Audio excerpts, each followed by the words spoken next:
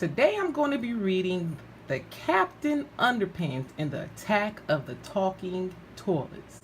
This is just like the movie.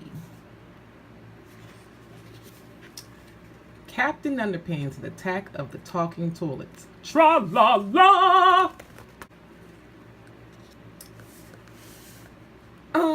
Hello. Before you read this book, there's some things you should know. So Harold and I have created this informative pamphlet to fill you in on the details. Please don't let this comic fall into the wrong hands.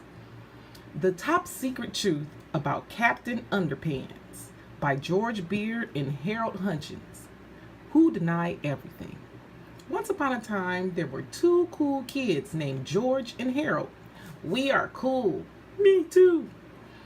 They made their own comics about a superhero named Captain Underpants. Tra-la-la!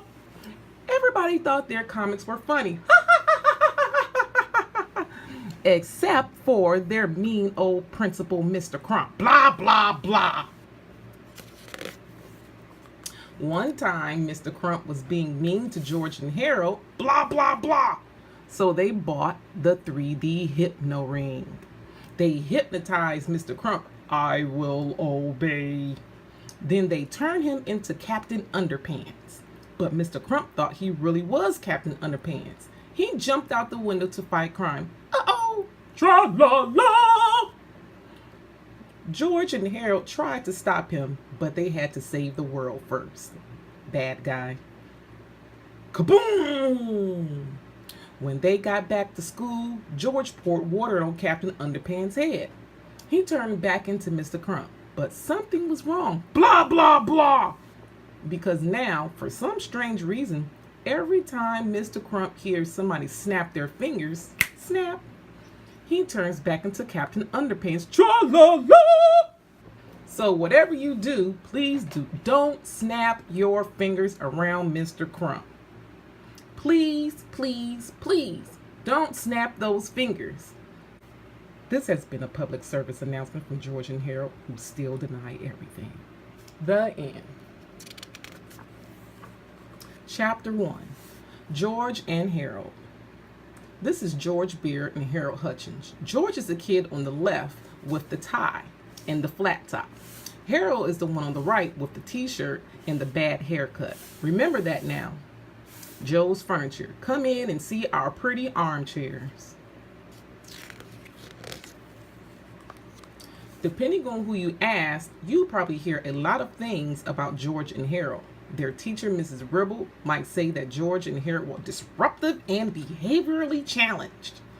Their gym teacher, Mr. Meaner, might add that they were in serious need of a major attitude adjustment. Their principal, Mr. Crump, will probably have a few more choice words to include, like sneaky and criminally mischievous. And I'll get those boys if it's the last thing well, you get the idea. But if you ask their parents, they probably tell you that George and Harold were smart and sweet and very good-hearted, even if they were a bit silly at times.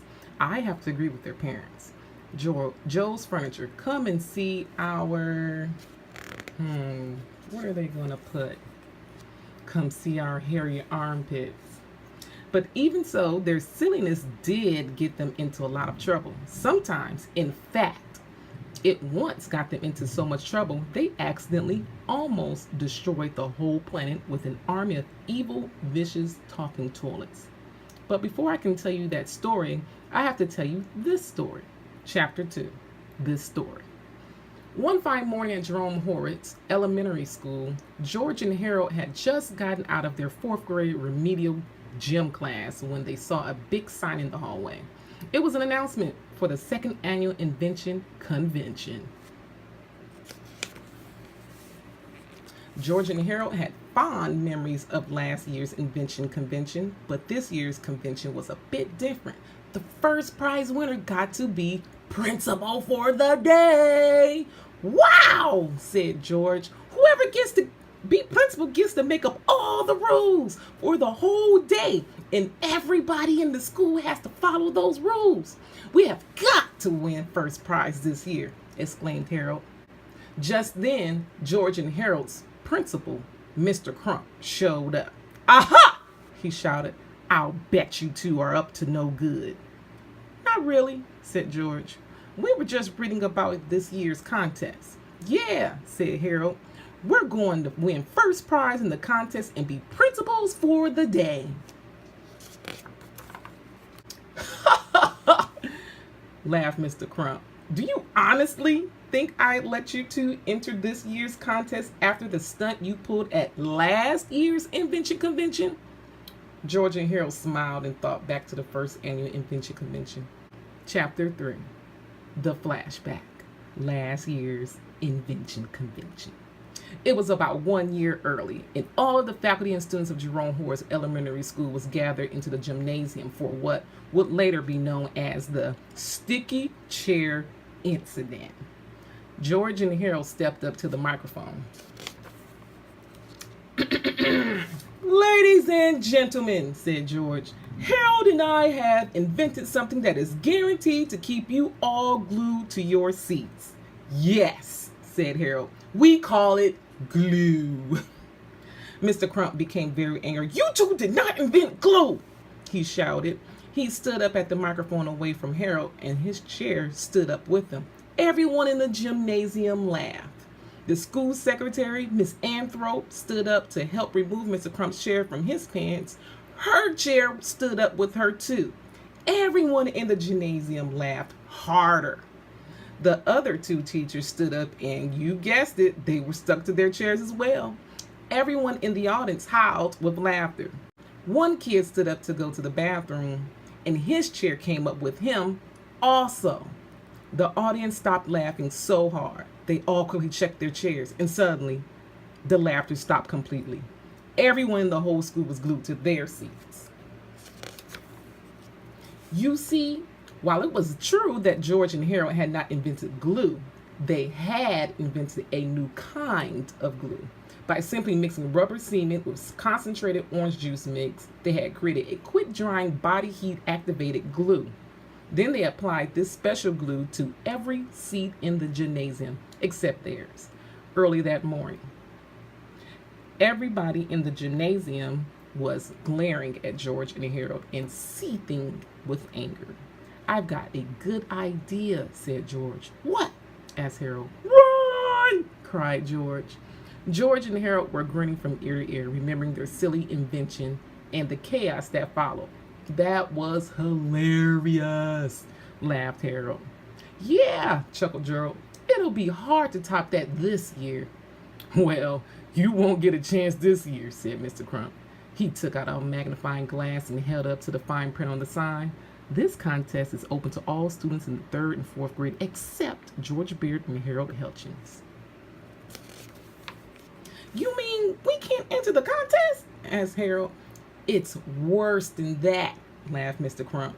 You boys can't even attend this year's convention. I'm putting you two in study hall that whole day. Mr. Crump turned and walked away, laughing victoriously. Rats, said Harold. What are we going to do now?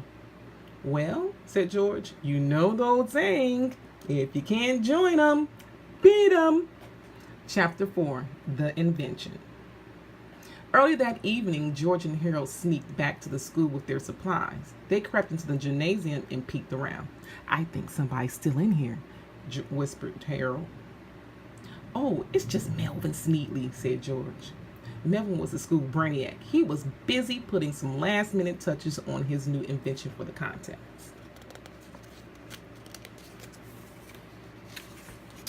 We should wait here until he leaves, whispered Harold. No way, said George. He could be here all night. Let's just go over and talk to him. When Melvin saw George and Harold approaching, he was not happy. Oh, no, he said. I'll bet you guys are here to mess with everybody's inventions. Nice guess, said George. Listen, we promise not to mess with your invention if you promise not to tell anybody that you saw us here tonight.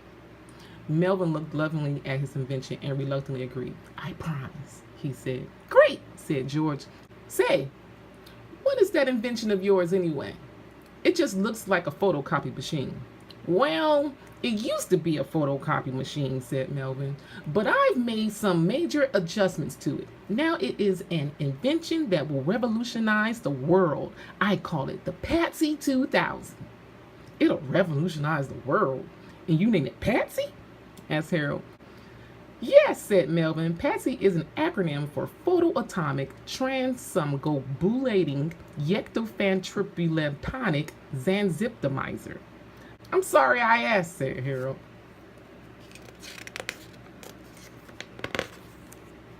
Allow me to demonstrate, said Melvin. The Patsy 2000 can take any two-dimensional image and create a living, breathing, three-dimensional copy of that image. For example, take this ordinary photograph of a mouse. Melvin placed the photo of the mouse onto the glass screen of the Patsy 2000 and pressed start. The lights in the gymnasium dimmed as all the power in the entire school seemed to get sucked into the Patsy 2000.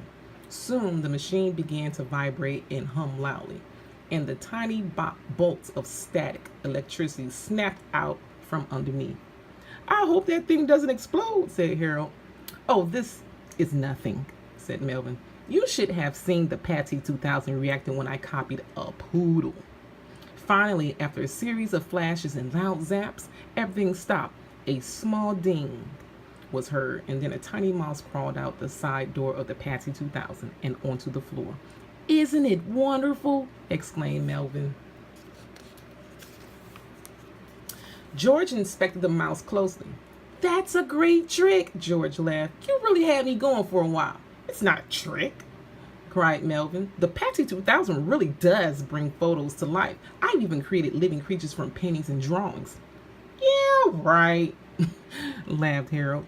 And I thought we were con artists. George and Harold walked away chuckling. It was time to move on to bigger and better things. Okay, so that was chapters 1 through 4. Come back for chapters 5 through 10. I hope you enjoyed this.